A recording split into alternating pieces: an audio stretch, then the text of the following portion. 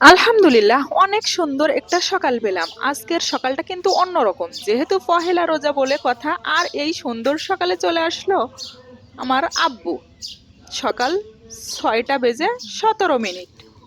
তো এত সকালে আসলো আব্বু।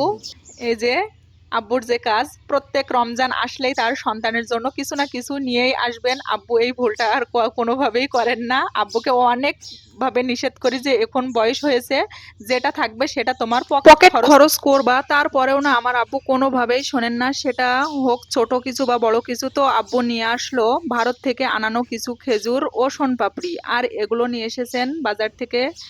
এই যে সেমাই, মিশ্রি, ইসবগুলির ভুসি, আর এদিকে ছোলা, চিনি, চিড়া, ছোট মাছ, আমার আব্বুর হাতে লাগানো কিছু সবজি, পুকুরের ধরা কিছু মাছ পুকুর থেকে আব্বু ধরেছেন। এই যে এই খেজুরগুলো কিন্তু ইন্ডিয়া থেকে, ভারত থেকেই আনা।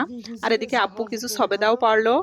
তো আমার আব্বুকে অনেক বোঝানোর চেষ্টা করি, আমাদেরকে কিছুই দেওয়ার প্রয়োজন নেই, কোনো কিছুই দিবা না, তুমি পকেট খরচ করবা। তো আব্বু কোনোভাবেই শুনতে চায় না। তো আর রইলো পৃথিবীর প্রত্যেক বাবা মায়ের জন্য, আল্লাহর জন্য তাদেরকে অনেক বেশি ভালো রাখেন, নেক হায়াত দান করেন। সবাই দোয়া করবেন। আল্লাহ হাফেজ।